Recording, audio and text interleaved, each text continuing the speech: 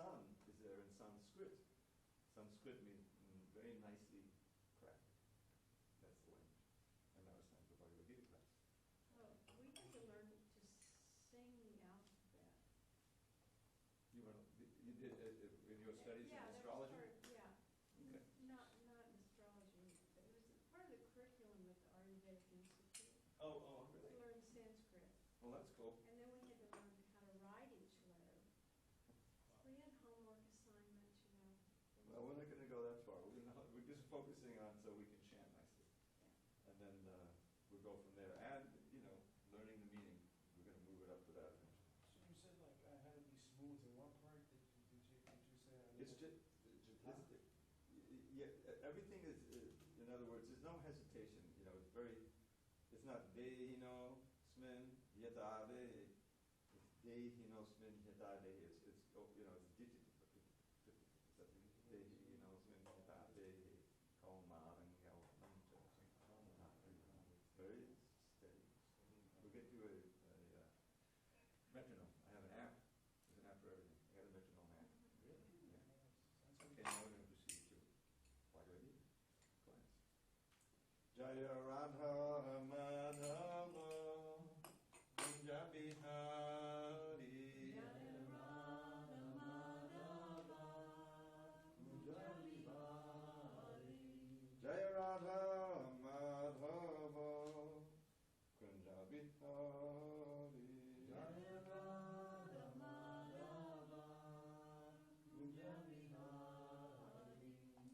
Gopi Jana Vallabha Girivaran Hari. Gopi Jana Vallabha Girivaran Hari. Jaya Gopi Jana Vallabha Girivaran Hari.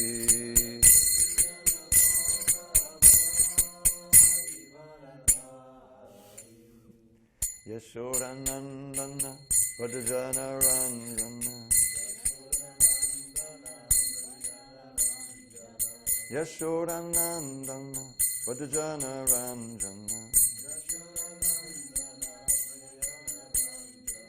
Yamunatira Vanachari. Yamunatira Vanachari. Jaya Radha Madhava Punjabi Hari.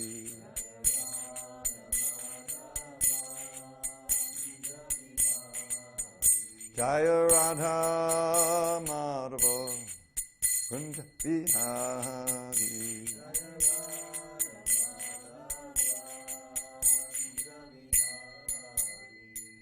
Jai Mr. Paramahamsa Buddhika Acharya Chaturthi Sri Srimad Divine Grace Srila A.C. Bhaktivedanta Swami Prabhupada Ki Jai. ISKCON BBT founder Acharya Srila Prabhupada Ki Jai. Jai Om Vishnu. Look at the notes. Yes, this is the aim of human life. Otherwise, there's no guarantee that human beginning. Okay, we'll start with 60. Om Namo Bhagavate Vasudevaya. Om Namo Bhagavate Vasudevaya. Om Namo Bhagavate Vasudevaya.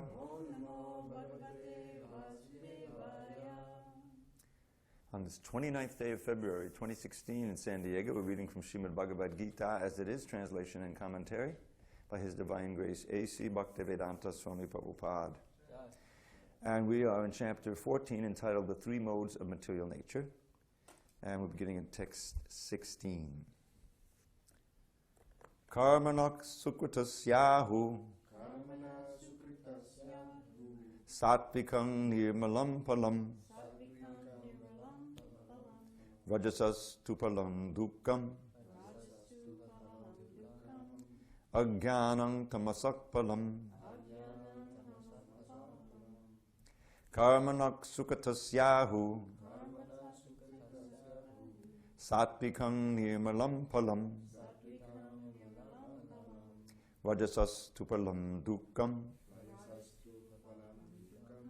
Ajnanam tamasakpalam. Karmanak sukatasyahu. Satvikam nirmalam palam. Rajasas tu palam dukkam. Ajnanam tamasakpalam. Go ahead, David. Karmanak sukatasyahu. Satvikam nirmalam palam. Rajasastu palam dukkam. Ajnanam tamasak palam. Adriel, go ahead.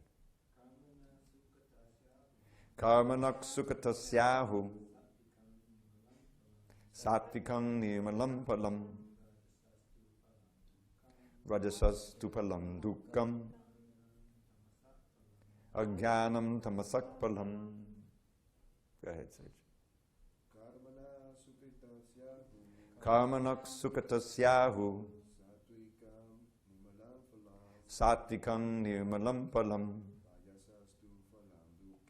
Rajasastu palam dukkam.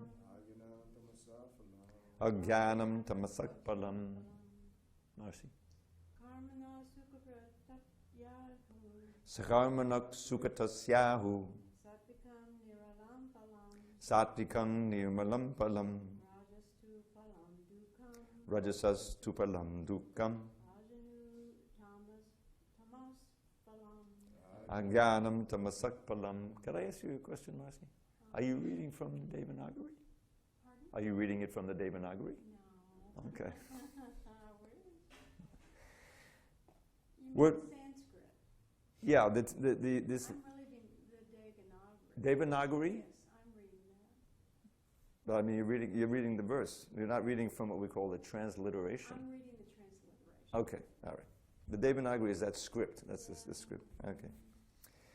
Karmana of work, sukatasya, pious, ahu is said, satvikam, in the mode of goodness, nirmalam, purified, palam, the result, rajasaha, of the mode of passion, two, but palam, the result, dukkham, misery, ajnanam, nonsense, tamasaha, of the mode of ignorance, palam, the result. And this, since we're into pronunciation, the word P-H-A-L-A or A-L-M, there's no F. You know, that I think that's been brought in by the British, you know, phalam, yeah. Palam, this is the aspirated P. Regular P is like pitri, and the aspirated P is pa, as palam, okay? Also, one secret is, you'll be one of the few to know this, and if you can absorb it. When we chant the Jaya Radha Madhava prayers, the song, of course the Yamuna River is spelled with a long A at the end, so you have it's actually Yamuna River, right? And everyone says Yamuna, or Yamuna. But really it's Yamuna. And yeah, but in this song, it's a combination. You have to know how the combinations work. That's where the Sanskrit is very amazing. So it's Yamuna Tira.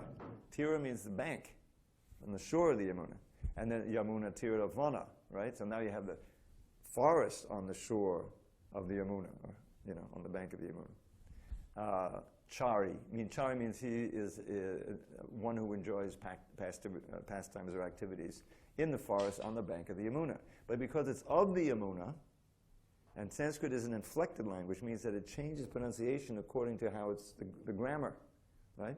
So it's not just the Yamuna, but it's of the Yamuna, and therefore it's not Yamuna, but it's Yamuna, believe it or not. So that's why I always think Yamuna Tira Vanachari, and everyone else thinks Yamuna Tira Vanachari. And another one that I'm always singing, there's a phrase very famous, Patita Pavana, right? Patita Pavana, Srila Prabhupada, Jaya Prabhupada, Jaya, how do you go? Pati Prabhupada, Patita Pavana, but everyone sings because of the melody. Prabhupada, Patita Pavana. No, they sing Prabhupada, Patita Pavana. But that's wrong. It's not pavana, it's pavana.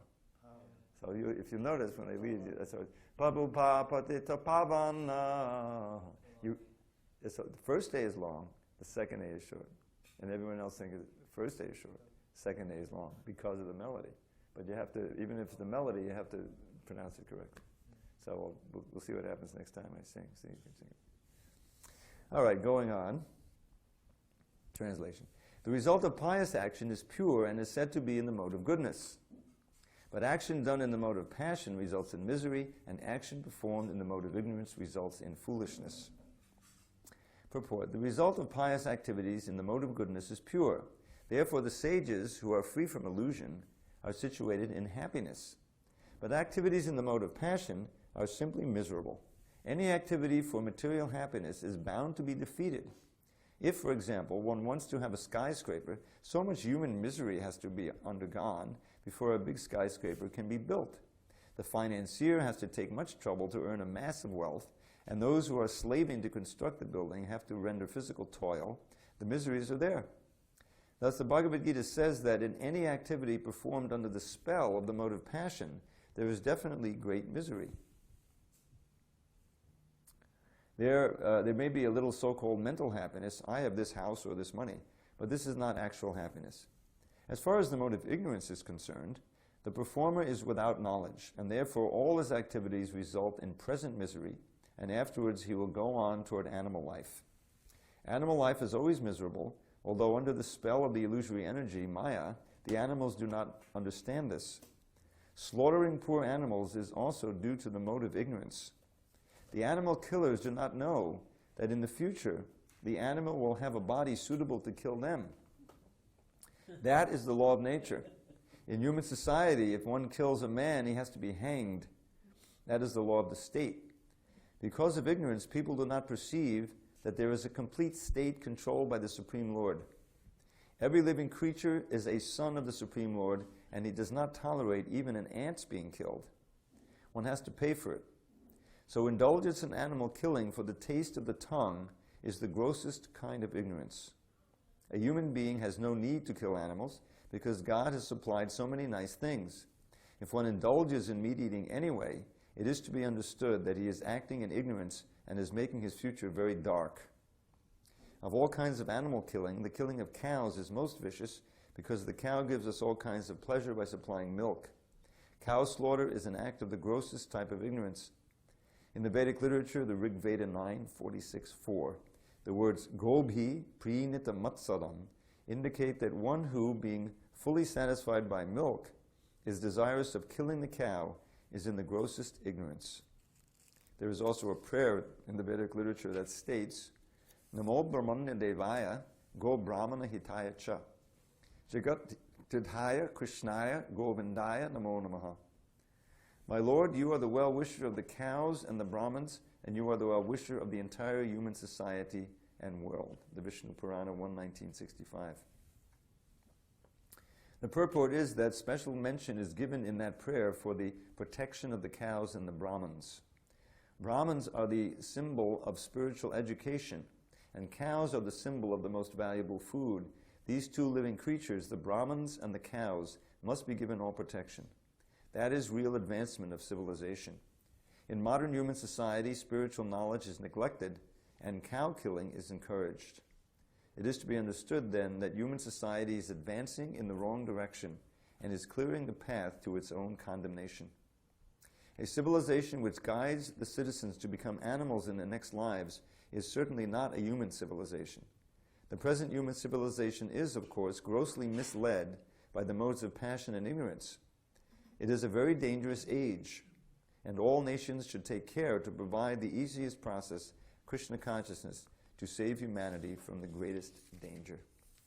Om Jnana Timarandasya Jnananjana Shalakaya Chakshu Unmidatamena Tasmai Shri Gurave Namaha. I was born in the darkness of ignorance. My spiritual master, Srila Prabhupada, opened my eyes with the torchlight of knowledge. I offer my humble obeisance unto him and all members of Shri Parampara.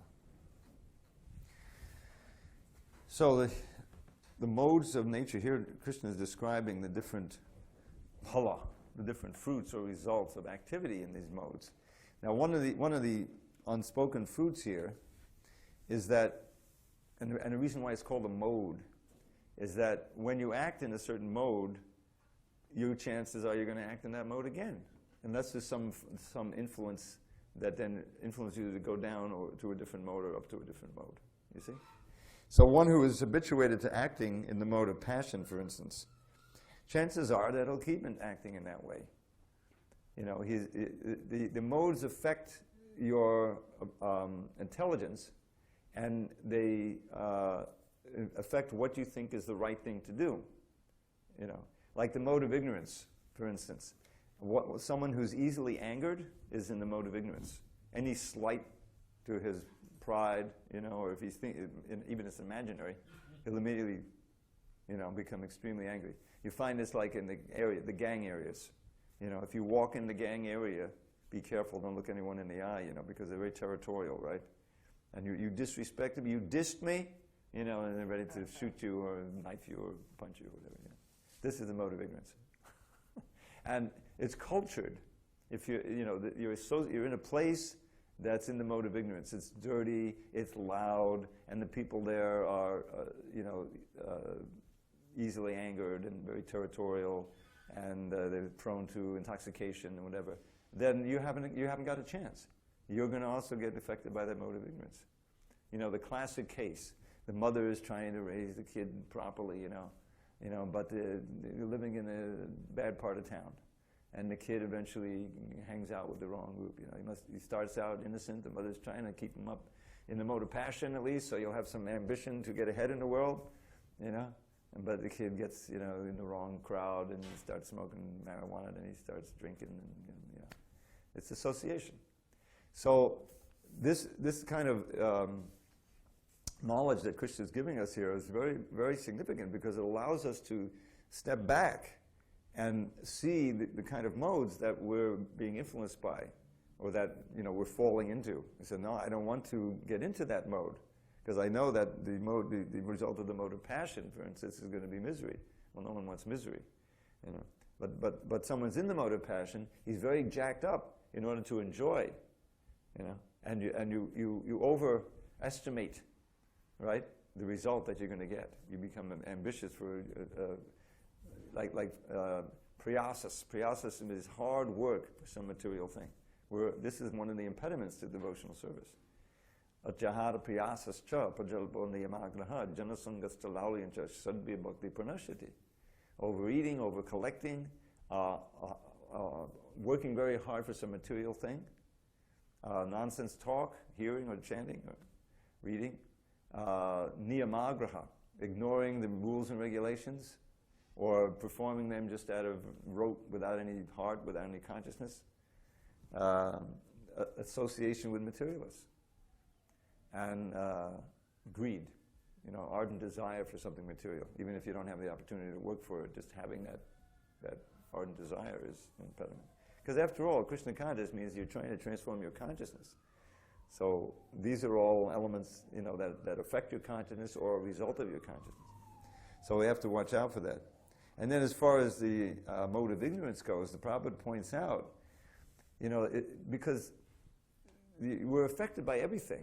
In other words, you walk down the street and you see something. The ordinary person who has no standing in Krishna consciousness, because if you're trying to be Krishna conscious and you're chanting and you're remembering, then the modes will bounce off you. Prabhupada, he went to New York City. He's walking down Broadway, and this is when Broadway in Times Square was like how do I put it? Movie theaters on each side, inducing you to come in and enjoy half-naked women. That's the old days. Nowadays, they've dustied it up. It's more like Disney World now, They can put a lot of money into it, make it a family place. But that's the way it was when Prabhupada was there. When I was growing up, it was all that way, So naturally, if you're just an ordinary person looking, you're going to be affected by all that. Right? Mode of passion, mode of ignorance, all the dirt, the noise, the air. It's just, Prabhupada is just floating along. You're looking at somehow a bookstore where you could sell his books. Completely unaffected. Powerfully Krishna conscious. Krishna consciousness protects you.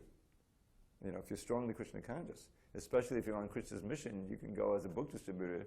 You go downtown to go to go to these on tour to the rock concerts, And if you're strongly Krishna and you're preaching, it'll affect you, but it won't throw you, right? If you're strong. It's a very heroic thing to do. But if you're not, you'll get sucked into that mode, you know, and it'll just bring you down. Now, Prabhupada talks about, as he does very often, of the, you know, the symptoms of the mode of ignorance is cow killing. Now, you know, when a cow is killed, and there are all kinds of effects. I mean, the consciousness of the cow is entering into the flesh. That fear, that anger, and, you know, the terror is there. And when that's eaten, that affects your consciousness. You know, aside from prasadam, which can give you Krishna consciousness, foods in the mode of goodness, you know, will bring it in the mode of goodness. You know, if you're in, you know, I mean, when I started doing yoga, it wasn't a spiritual thing. It was all, you know, physical thing, you know. But I was, you know, drinking a lot of, I was all vegetarian. It was all raw. I was juicing like crazy, carrot juice every day, all this stuff, you know. And my consciousness changed, you know, even from that, without any, you know, chanting of Hare Krishna. And as we have heard in many places, and Krishna says in the 11th canto, being in the mode of goodness is a great platform for going further, you know, to actually develop your spiritual consciousness. In other words, we'll find that vegetarians, you know, are more receptive to taking a book or coming to, you know, doing a little yoga, you know, exploring. Someone who's a gross meat eater, beer drinker, you know, they're not going to be interested in it. So, you know what I mean? You have to be a little reflective. It's a purification. So that's all spoken of here. Sattvikam nirmalam balam. The result, the fruit of the mode of goodness is purification. And rajas, it produces a dukkha. So this is, you know, again and again, when you try to enjoy the senses extremely, the result is a rush, you know, if you're able to achieve what you're looking for. But the inevitable result of that is misery. If nothing else, it induces you to do it again and again and again, and you're burning out the senses. The senses become, especially today, you know, the advancement of civilization means there are more and easier ways to satisfy your senses. There's a huge, most of you know, there's a huge epidemic of heroin use in this country, because it's not just in the cities anymore. It's not, you know, when I was growing up, New York was where you went. If you were an addict, you went to New York. They had like 80,000, you know, heroin addicts there. And if you go just to, you know, to rural Pennsylvania, you wouldn't find anybody, a heroin addict. You know, they'll go to New York. You know, it's just like a whole different. But nowadays, it's not like that. So what's happened? The availability has become it's become greater. The price is much cheaper. The demons who sell this stuff and push this stuff, you know, they're able to bring whatever it is, you know, and it's just devastating, you know, because the culture it's all mode of passion, mode of ignorance. Certainly, taking drugs is mode of ignorance, but the whole thing is saturated, you know, with this idea of enjoy now, enjoy now, enjoy now, enjoy now, as much as possible. The kids are in high school are just helpless, you know. The sexuality is everywhere, you know. These young kids, it's horrible. It's horrible. And so much suffering. Half the population is on some kind of pill to, you know, depression, or, you know, to make them be able to do the tests so they concentrate better. But it all damages you. The result of that is inevitably damaging your system, you know. So all of that is coming from the mode of passion, ignorance here, and we should avoid it. And Prabhupada says killing the animals is like, you know, the end of civilization. It's disastrous. And we've seen America, of course. Then, you know, people ask, well, why is it that America is so prosperous and everything? You know, wars going on, cow killing, and somebody.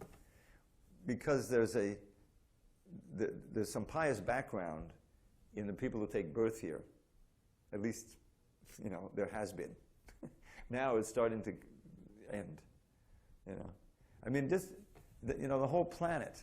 I was reading about incredible thing with global warming. You know, it's like we know it's happening, you know, but it's happening slowly, and you know, it's not. But it may happen quickly. You know, there's these feedback loops. So, I don't know if you know about the danger of the release of methane gas. You know about that? So, you probably heard, in the Arctic, it's warming quicker than the rest of the world. And the Arctic, we think the Arctic, that's up in Canada, but go over the pole and you've got the Russian, Arctic, huge, part of it.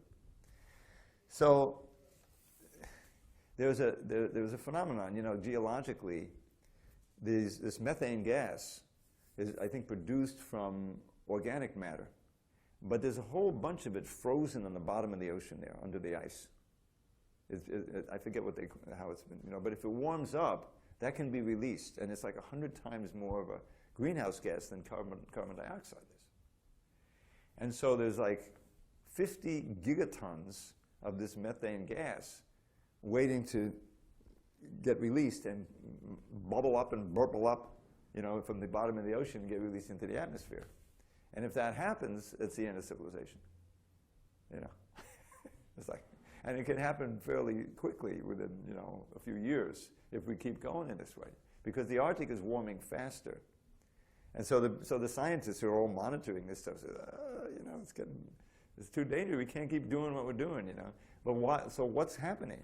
Well, you have these interests who are in the mode of passion and ignorance, which means, and they have billions of dollars to play with. The big financiers and the government people, and people who are profiting from fossil fuels and all this stuff. And so their mission is not to preserve life on the earth, The only meaning of the whole corporation and those who work in it, they're like parts of the big organism, is to make more money. So they come up with an idea, well, okay, we got to do something about this. Not about the global warming, but about the idea that people are afraid of it. So we'll pay these scientists to write papers that are saying it's not so bad, it couldn't be so bad, to cast doubt, denial. And we'll pay the politicians. Yeah, we'll buy them so that they won't pass any laws, right? So this is, so how does that come about? From the point of Bhagavad Gita, how does that mentality come about? It comes about from the modes. It comes about from meat eating, which hardens the heart, so that one doesn't care about anyone else except one's immediate family, and those who can help one to prosper and live a luxurious life. And that's what this world is run by. It's run by the Rakshasas. Quote from Prabhupada, the world is run by the Rakshasas. What are you going to say?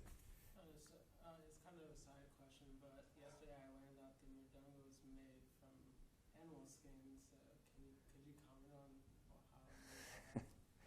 The idea is that it's supposed to be, cows that die naturally. And maybe that's why, subconsciously I never played a mridanga. I mean, there's a whole movement in ISKCON to try to push that, to make sure that when you get mridangas, the problem is that the movement explodes and there's so many people who want to play mridanga, and the fact of the matter is that there's cow slaughter in India, and the place where most of the cow slaughter goes on is Bengal. Because there's a big Muslim influence there. So with the present government, they're trying to stop that. But there's money to be made, by making these mridangas, and they'll slaughter the cows. So it's not something that we like to think about. I mean, there was a movement, to make the fiberglass drum, the Balaram mridanga. That's been going on since the 70s. Prabhupada told them to do that. Make it.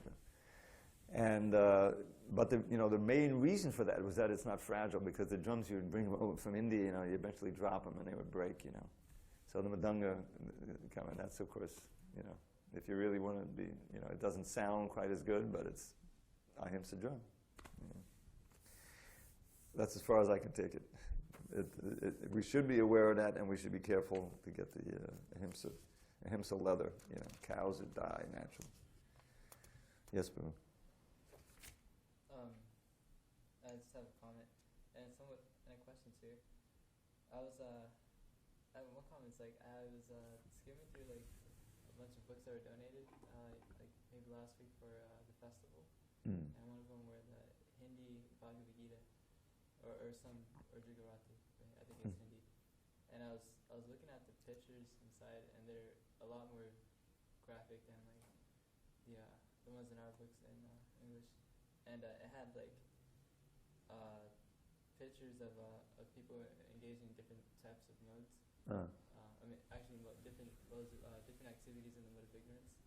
People having illicit connections, or like, or like eating meat and this and that, and it showed like the yamas, like Yamadutas. the yamadutas torturing them or giving them what their reactions for their past misdeeds, past sinful reactions. And so I was thinking like how Prabhupada is saying like cow slaughter is the grossest type of ignorance, and yet the entire civilization is engaged in that way. And then he's saying at the end that this Krishna consciousness, giving all nations should take care to provide the easiest process of Krishna consciousness to save humanity from the greatest danger. And then you're mentioning how like that this global warming is happening, and it's very crucial. So I'm just like trying to tie everything in, like, because when I go about my day-to-day life or on books, I'm not in this consciousness that like everyone's suffering, everyone's like the next life is just terrible for them, or I can die in any moment, and I'm not utilizing my time to the fullest potential. So how can I elevate my consciousness or remain in this consciousness like that? You have to, read again, again and again, and discuss it so that when you go out, you're not, because it's the little covering is that everything's okay and people are enjoying, and here's a businessman, he's got it together, like that. But from the books of knowledge, oh, that's just a facade. This person is in great danger, and they don't know it, So maybe for a few years they may prosper, maybe, but inevitably they're committing so many sins, just going to the steakhouse and whatever, and so they're going to lose the human form of life and undergo tremendous suffering. So I need to, save them from that. From repeatedly reading and discussing that with others, and applying it out there, then eventually you can come to see it all the time. Because it is very bewildering. That's Maya's trick. And Maya's trick is that, things are nice, Or they're nice, and if you work hard in this direction, they'll be nice for you also, and get you in that trap. But factually, it's a grand illusion. The whole thing is a grand illusion, and everything is, there's great danger. Even on their own terms. This is what's so interesting about this global warming thing, because, within the mass of people who are in the modes of passion and ignorance, there's a few that are more intelligent, and they apply themselves to this thing, looking for larger trends, scientists. And so think of them as the people who are trying to ring the bell, the clarion call, I mean, they just had a meeting in Paris, right? But they didn't come out with anything really binding, it was all controlled by the fossil fuel companies and everything, they had bought these guys out. There's no binding rules for the future on this stuff. So it was basically a failure. But they try to pacify the people, we did something. But they're still hurtling down, So think of it like this, that the scientists, 99%, they look at science, they say, yeah, we're wrecking the world. They're trying to tell the people in general, we have to get behind this, we have to change the way we're doing things. We have to leave the oil and the coal in the ground. You can't bring it out and burn it anymore.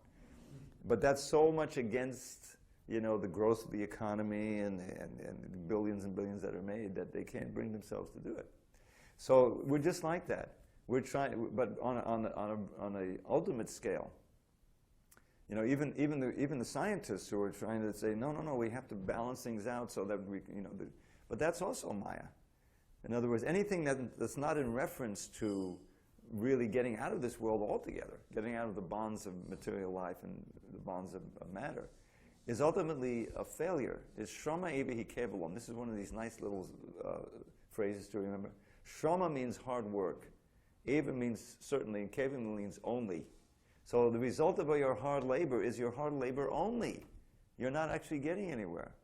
I read this verse at the program I went to. You were there. Some of you went at Mahabhar's house on Saturday night.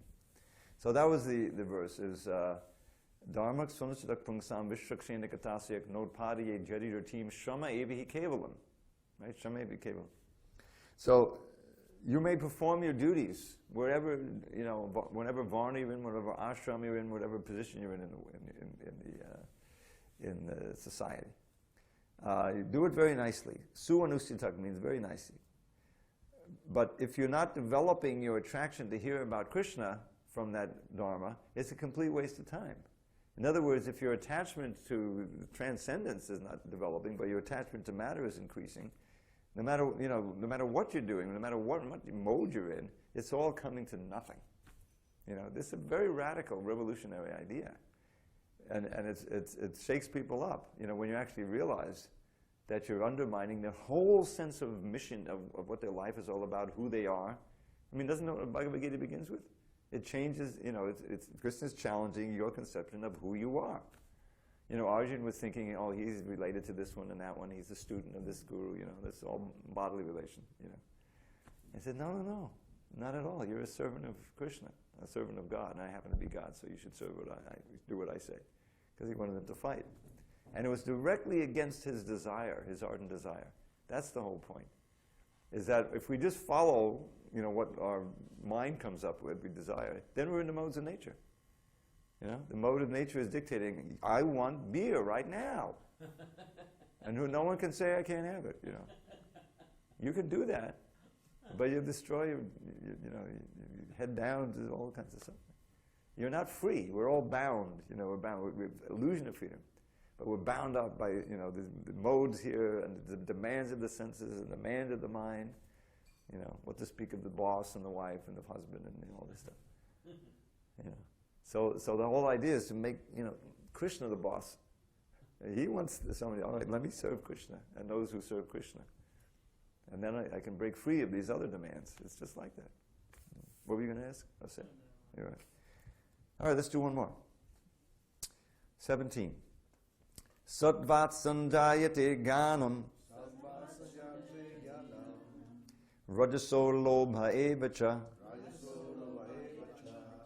pramada moha tamaso bhavato jnanam evacha. From the mode of goodness, real knowledge develops. From the mode of passion, greed develops. And from the mode of ignorance develop foolishness, madness, and illusion. Purport. Since the present civilization is not very congenial to the living entities, Krishna consciousness is recommended. Through Krishna consciousness, society will develop the mode of goodness. When the mode of goodness is developed, people will see things as they are. In the mode of ignorance, people are just like animals and cannot see things clearly. In the mode of ignorance, for example, they do not see that by killing one animal, they are taking the chance of being killed by the same animal in the next life. Because people have no education in actual knowledge, they become irresponsible. To stop this irresponsibility, education for developing the mode of goodness of the people in general must be there. When they are actually educated in the mode of goodness, they will become sober, in full knowledge of things as they are. When people will be happy and prosperous, then people will be happy and prosperous. Even if the majority of the people aren't happy and prosperous, if a certain percentage of the population develops Krishna consciousness and becomes situated in the mode of goodness, then there is the possibility for peace and prosperity all over the world. Otherwise, if the world is devoted to the modes of passion and ignorance, there can be no peace or prosperity. In the mode of passion, people become greedy, and their hankering for sense enjoyment has no limit. One can see that even if one has enough money and adequate arrangements for sense gratification, there is neither happiness nor peace of mind. That is not possible because one is situated in the mode of passion. If one wants happiness at all, his money will not help him. He has to elevate himself to the mode of goodness by practicing Krishna consciousness. When one is engaged in the mode of passion, not only is he mentally unhappy, but his profession and occupation are also very troublesome. He has to devise so many plans and schemes to acquire enough money to maintain his status quo. This is all miserable. In the mode of ignorance, people become mad. Being distressed by their circumstances, they take shelter of intoxication, and thus they sink further into ignorance. Their future in life is very dark. I'm just thinking of the present political scene. I mean, talk about madness. You can see. Now, what's the source of this, People are so frustrated. Just think about it, the mass of people in America, because they're exploiting all over the world. Up until like 2008, they were able to, by and large, a majority of them enjoy a decent standard of living. It had already become false because they were living on credit, right? They weren't getting more wages, but they were able to borrow, and therefore they would buy a house with the mortgage and the whole thing. So they're going into debt. So what can be more a symptom of a false standard of happiness than going into debt as you enjoy, right? At a certain point, the debt comes due, and then you're not happy at all, right? Your ability to finance the debt is lost because you lost your job or you got a lower wage or something. And suddenly, oh my God, I'm out on the street. What happened to my nice house? This happens to millions of people out there. So now you have, 8 years later, it hasn't gotten better really for many, many millions of people. And so they're frustrated and angry because they had enjoyment. This is the mode of passion personified. Hankering and lamenting, right? You hanker, and maybe you get something for a while, and you feel like you're on the top of the world. I'm doing pretty good, But inevitably, you lose it, And then you lament like anything. And lamentation turns into, anger, because everyone's promising you that they fix it, but they don't fix it, the politicians. And you see, the banks got away with the biggest heist in the history of the world was, Wall Street's manipulation, Goldman Sachs, all these banks that, with their manipulation of debt and everything. And then they got billions and billions to bail them out, right? And then everyone, where's my bailout? What happened to me? Where's my mortgage relief, So now you take all these millions of people, now you have this crazy, politician, I'm not going to mention his name, who's feeding off of that anger. It's just what happened in Germany. I mean, fascism can come to America. Really, and they don't know who to blame. So they'll blame the Mexicans, blame the colored people, They're coming across the border, taking our jobs, So this is classic way in which demagogues rise up, And so it's a very dangerous situation because here, this is a country, we've got these nuclear bombs. They've done studies. Forget about Russia and America going to war. If India and Pakistan goes to war and blow off maybe 100 nuclear bombs, the world is finished. The world is finished because it'll bring out all of this dust into the atmosphere, and there'll be nuclear winter. And for years and years, we won't be able to grow anything. There'll be mass starvation. It's a possibility, All because of this false sense of, dissatisfaction because of the mode of passion. Now look at devotees, I mean, do we really have an ambition to make a lot of money, I mean, even in a neophyte stage, you can see. Why? Because anywhere you are, and we've all experienced it to some degree, you can chant Hare Krishna. I was doing my laundry today. I do my laundry maybe once every 2 weeks. I have so many devotees and everything. Huge laundry, it takes me a few hours. So that's time, you're waiting there, chanting rounds. I'm chanting, I'm chanting all kinds of shlokas and everything, right in the laundromat, Yeah, I'm cool. You know what I mean? I don't want anything of what's going on in the street, It's just, beautiful verses about Krishna. This is self-satisfaction. This is tapping into a source of pleasure that doesn't depend on any economic status or anything. You're not buying anything. You're just, you've learned the mantras and you learn how to be Krishna conscious. And it brings a satisfaction and peace, So it's really revolutionary. It's really revolutionary because this whole world now, which has adopted the American mood, capitalism and exploitation. Look at China the last 30, 40 years. Used to be, when I was growing up, China, oh yeah, Chinese laundry. If you wanted, that was their specialty. They came to America and do laundry. And as far as China went, all peasants, people suffering under Mao Zedong like that, But then they got into capitalism. You know, now there's very rich people. My neighbors are in my apartment are these two young Chinese that came from China, just bought it, or renting an expensive apartment, you know, enjoying, you know, SanDiego. You know. So they're all over. They're buying up California, you know. But the earth can't support all that. And now that's also tottering, you know, and the whole world economy, because China is slowing down.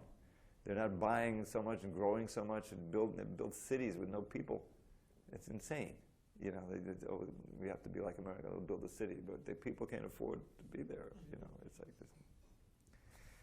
It's all because people don't know how to tap into the real source of pleasure, the reservoir of pleasure, Krishna, beyond even the mode of goodness. Okay, any questions on this verse? The next one is actually very famous. Urdvam gachanti satvastha madhye tishnanti rajasaha jaganya guna vrittistha adho gachanti tamasaha. Those situated in the mode of goodness gradually go upward to the higher planets. Those in the mode of passion live on the earthly planets, and those in the abominable mode of ignorance go down to the hellish worlds. Purport. In this verse, the results of actions in the three modes of nature are more explicitly set forth. There is an upper planetary system consisting of the heavenly planets where everyone is highly elevated. According to the degree of development of the mode of goodness, the living entity can be transferred to various planets in this system. The highest planet is Satyaloka or Brahmaloka, where the prime person of this universe, Lord Brahma, resides. We have seen already that we can hardly calculate the wondrous condition of life in Brahmaloka. But the highest condition of life, the mode of goodness, can bring us to this. The mode of passion is mixed. It is in the middle between the modes of goodness and ignorance. A person is not always pure, but even if he should be purely in the mode of passion, he will simply remain on this earth as a king or a rich man. But because there are mixtures, one can also go down. People on this earth, in the mode of passion or ignorance, cannot forcibly approach the higher planets by machine.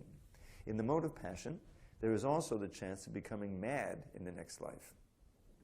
The lowest quality, the mode of ignorance, is described here as abominable. The result of developing ignorance is very, very risky. It is the lowest quality in material nature. Beneath the human level, there are 8 million species of life: birds, beasts, reptiles, trees, etc. And according to the development of the mode of ignorance, people are brought down to these abominable conditions. The word tamasa is very significant here. Tamasa indicates those who stay continuously in the mode of ignorance without rising to a higher mode. Their future is very dark. There is an opportunity for men in modes of ignorance and passion to be elevated to the mode of goodness, and that system is called Krishna consciousness. But one who does not take advantage of this opportunity will certainly continue in the lower modes.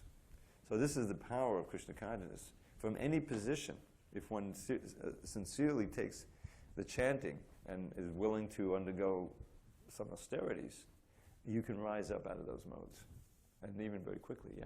Does that apply to people with physical ailments or mental ailments too? Well, it depends on, you have to be able to chant, and you have to be able to think, But it's very tragic. Some people are so damaged by this society or by their past karma that it's not possible for them to be peaceful in Krishna consciousness.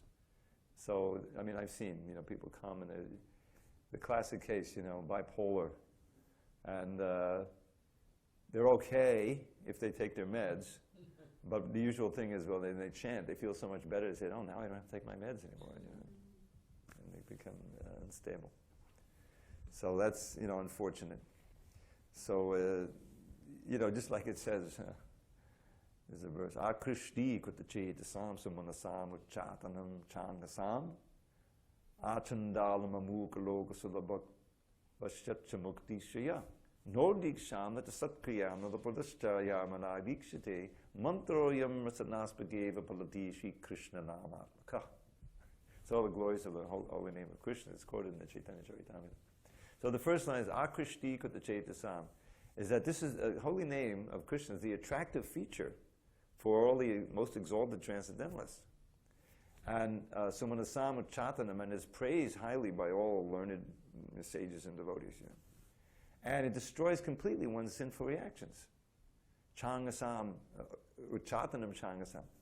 And then it says, Achandalam Amukaloka. It is available to everyone, even the Chandalas, the lowest in society.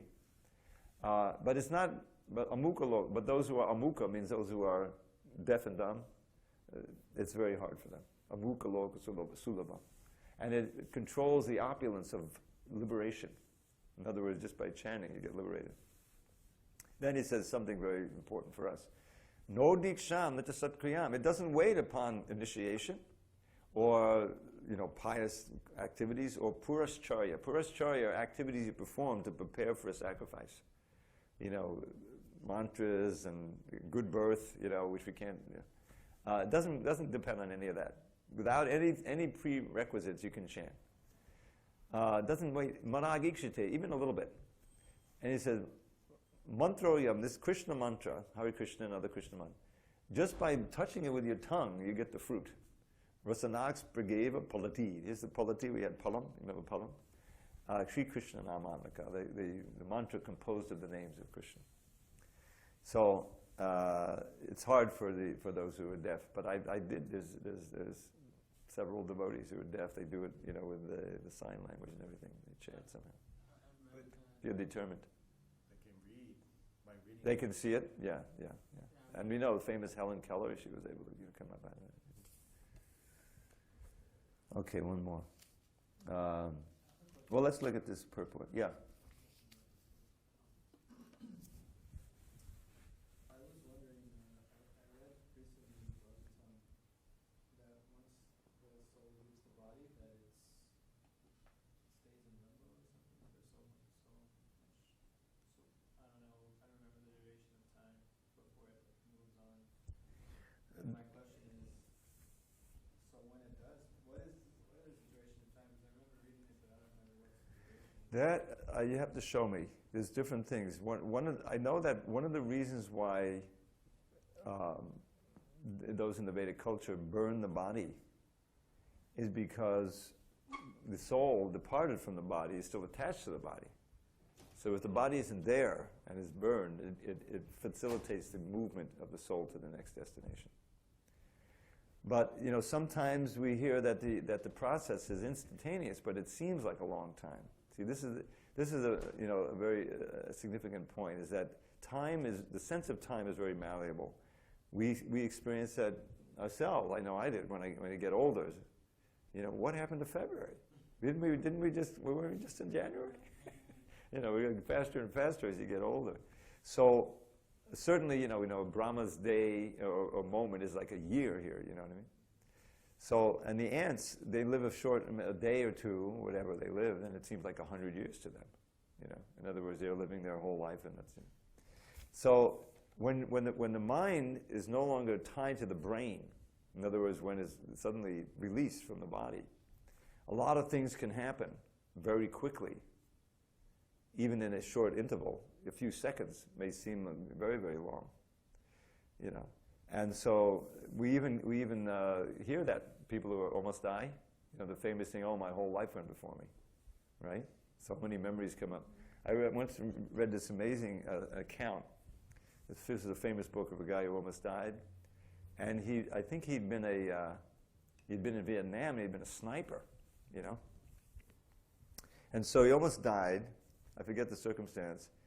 And suddenly he was back in Vietnam, and he was very aware of the people he was killing, and it was like a tremendous, he felt tremendous guilt for it, because some of them were just ordinary peasants or whatever, but he was experiencing that, and so it had a tremendous transformation on his life. I forget what, he changed everything, he became a different person.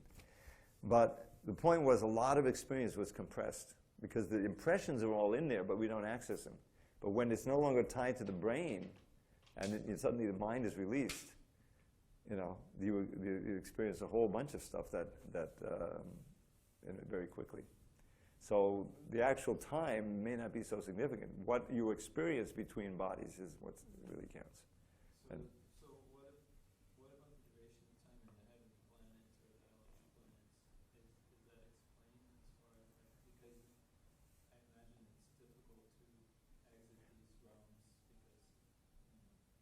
Well, we're going to have to begin, but maybe after the kirtan we can discuss a little bit.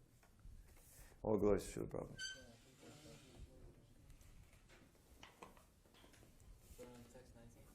Prabhu. Yeah, 19 tomorrow.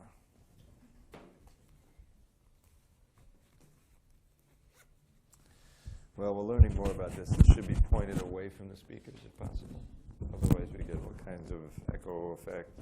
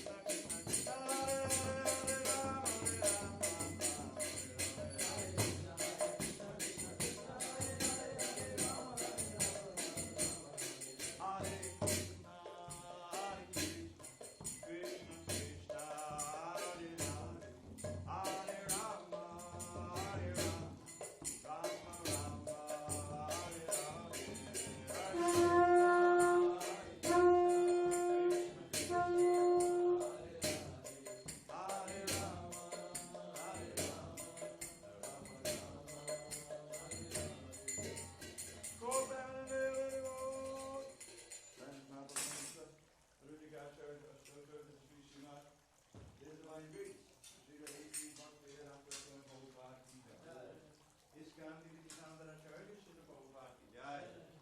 Jai Om Vishnu Bhan Paramahamsa Bhattikacharya Satyavata Shri Sriman Divine Grace Srila Bhakti Siddhanta Saraswati Thakur ki jai. Ananta Koti Vaishnava ki jai. Namacharya Srila Haridas Thakur ki jai. Premshri Ghosa Krishna Chaitanya Prabhu Nityananda Shri Advaita Gadadhara Shri Vasari Gaur Bhaktivinoda ki jai. Shri Shri Radha Krishna Gopinath Shampan Radha Kun Giri Govardhan ki jai. Vrindavan Dham ki jai.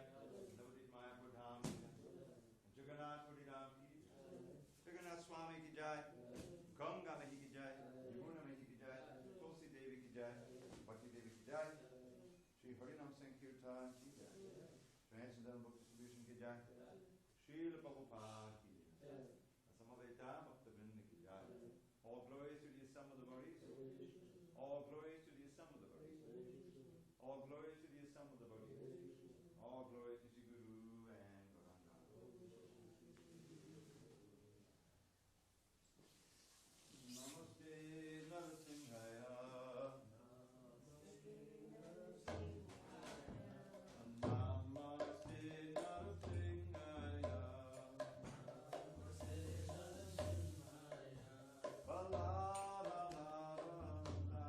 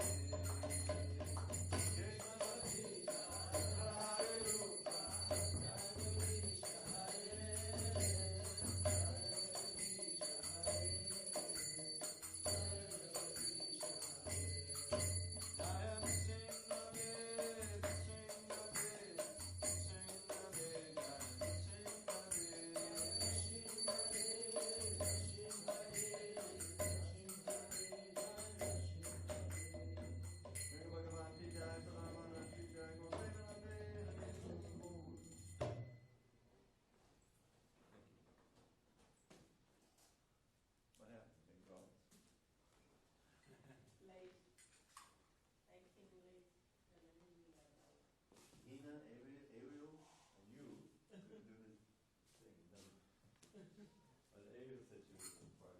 Yeah. Caroline. And Hannah is saying fine. Yes, you know me.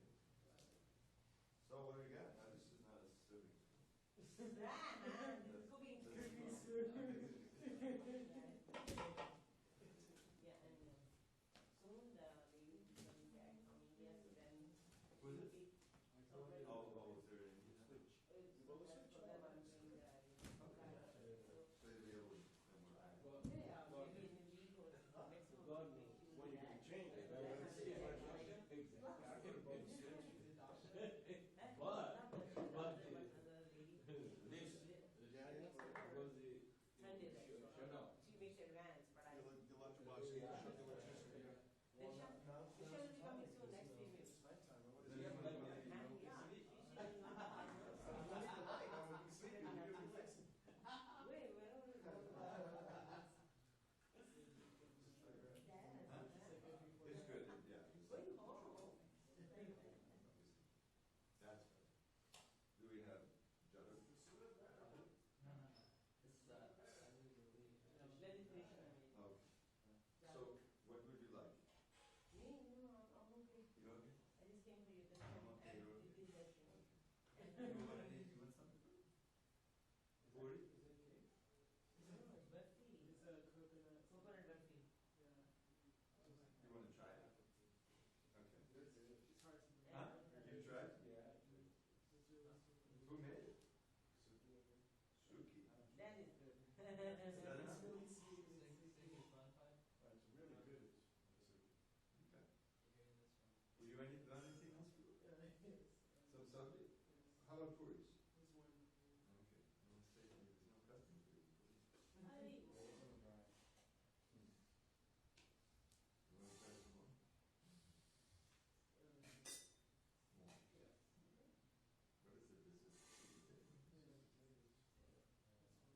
This is.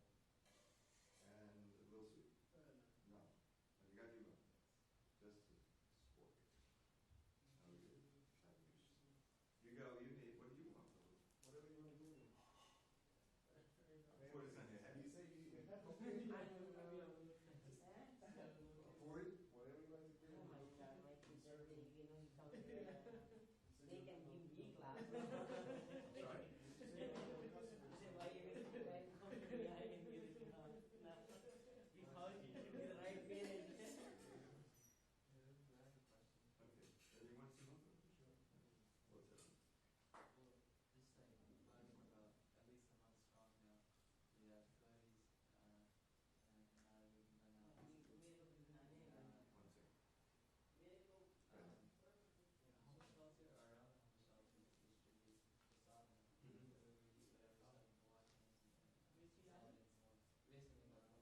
One second.